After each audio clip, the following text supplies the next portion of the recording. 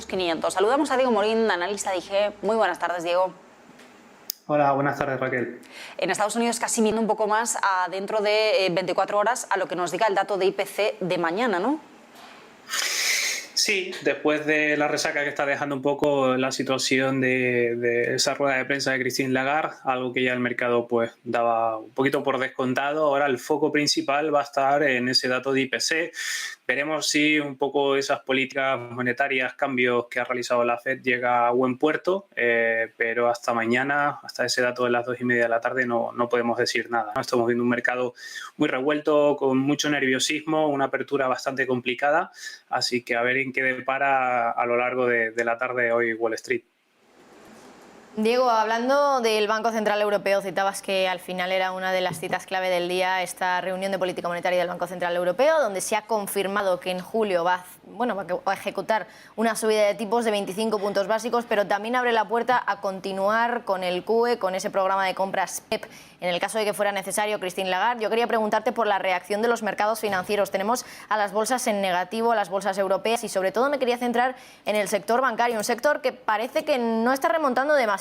Si miramos, por ejemplo, a los bancos del IBEX, sí que es cierto que vemos algunos que están cotizando con subidas, Bankinter un poco más de un 1%, CaixaBank se queda por debajo, también el Sabadell, y luego vemos como, por ejemplo, BVA está cayendo con bastante fuerza, más de un 3,5%. ¿Por qué reacciona así el sector bancario a pesar de que el Banco Central Europeo ya ha confirmado que va a subir los tipos en julio y que probablemente también lo haga en septiembre, e incluso con una, de una magnitud más fuerte, con una subida de 50 puntos básicos?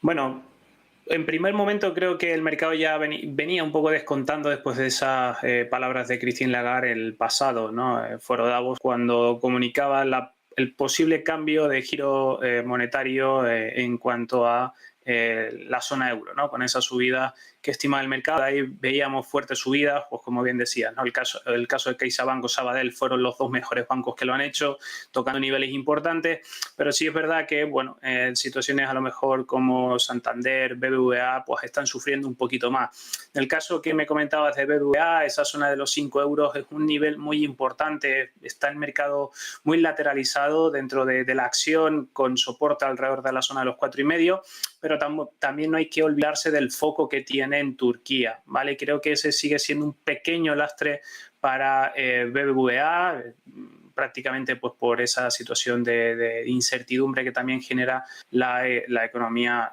turca. No obstante, yo esperaría un poco al cierre de este segundo trimestre, que coincide con el balance que harán pues especialmente todas las empresas del primer semestre del año, y ver sobre todo las previsiones que van a tener de cara a esas pues siguiente trimestre, con esa subida de tipos que generalmente puede beneficiar y sobre todo al sector bancario. La reacción del euro, de los bonos, Diego, ¿cómo la has visto? Hemos visto al euro con subidas y ahora ya está bajando un 0,3% frente al dólar, 1,0677 más o menos está en ese entorno, mientras que en el lado de los bonos estamos viendo que siguen subiendo los rendimientos, pero quizá un poquito menos de lo que veíamos hace un par de horas. Sí, a ver, en las últimas semanas hemos visto un eurodólar muy lateralizado. Sí es verdad que viene con un repunte importante desde esos mínimos de 1,0350. Hoy se ha acercado un poquito a los máximos de finales del mes de mayo, zonas de 1,0788 más o menos, pero si vemos prácticamente un gráfico intradiario, pues vemos la volatilidad que se ha generado, ¿no? Es decir, movimientos... podríamos decir un poquito también una pelea entre toros y osos, a ver quién pues ha sido un poco con el mercado, ¿no? Porque prácticamente sí es verdad que podría ayudar al euro, ¿no? Una subida de tipos de interés para controlar esa inflación en la zona europea. Pero, por otro lado, ese mensaje que comentaban también ustedes, ¿no?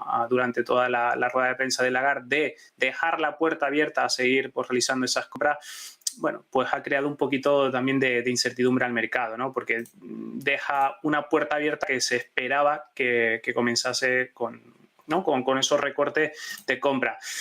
el mercado de bonos, pues lo vemos, ¿no? Es decir, la rentabilidad del bono del Bund alemán a 10 años está por encima del 1,40%. También la rentabilidad del bono español, por ejemplo, a 10 años por encima del 2,60%. Y la del americano, que no hay que olvidarse de él, está por encima también del 3%. Es decir, los tenemos nuevamente marcando o acercándose a zonas máximas, y por ahora habrá que ver cómo el mercado días posteriores a esta noticia, también como decíamos antes, ese dato de IPC de mañana va a ser bastante relevante, va masticando, ¿no?, un poco esta rueda de prensa de Christine Lagarde. Y por último, Diego, yo te quería preguntar, ya pasando a Wall Street, a una de las empresas protagonistas allí hoy, Alibaba, bueno, protagonista hoy, pero ayer realmente fue el día en el que más protagonista fue por la subida que vimos en esos títulos, una subida en torno al 14%, hoy vemos una caída, ha sido superior en los primeros compases de la sesión, ahora mismo está cayendo un poco menos, en torno a un 1,5%, pero también queremos actualizar una noticia que hemos dado antes, decíamos antes que una de sus participadas, Ant Group, bueno, pues China, las autoridades chinas estaban ya reavivando un poco esa salida a bolsa que se había quedado paralizada, suspendida en 2020. Acabamos de conocer que Ant Group ha emitido un comunicado donde niega que se esté reavivando esa salida. De hecho, lo que dice la compañía es que bajo la guía de los reguladores estamos enfocados en avanzar de manera constante con nuestro trabajo de rectificación y no tenemos ningún plan para iniciar una OPV. Son palabras de Ant Group. Bueno, dejando eso a un lado, pero que también es importante cuando hablamos de Alibaba, te quería preguntar por lo que está haciendo la compañía últimamente. Vemos bastante volatilidad en sus títulos. ¿Qué es lo que pasa? ¿Qué opinión te merece esta acción? A ver, prácticamente trae un correctivo muy importante. Podríamos ver el gráfico desde la zona de máximos de octubre del año 2020, pues cuando cotizaba por encima de los $300, ¿no? Ahora pues prácticamente está pues ligeramente por encima de los 117, un correctivo muy importante. No hay que olvidarse también pues la situación que ha tenido alrededor de Jack Ma, con esos comentarios, ¿no?, alrededor un poco de criticando, ¿no?, la facilidad o esa situación que genera el gobierno chino. Y bueno, prácticamente una empresa que realmente es bastante potente ha sufrido, ¿no?, un correctivo muy importante. Ahora, un poco a nivel técnico, hay que ver la situación alrededor de la zona de los 120, ¿no? Está un periodo un poco lateralizado, con cierta volatilidad, como decía, mucho nerviosismo. Cualquier noticia, pues por positiva que sea, puede generar, como ayer, ¿no?, subidas por encima del 13%, así que ahora mismo habrá que ver si consolida este pequeño rango, ¿no?, saliendo de esa resistencia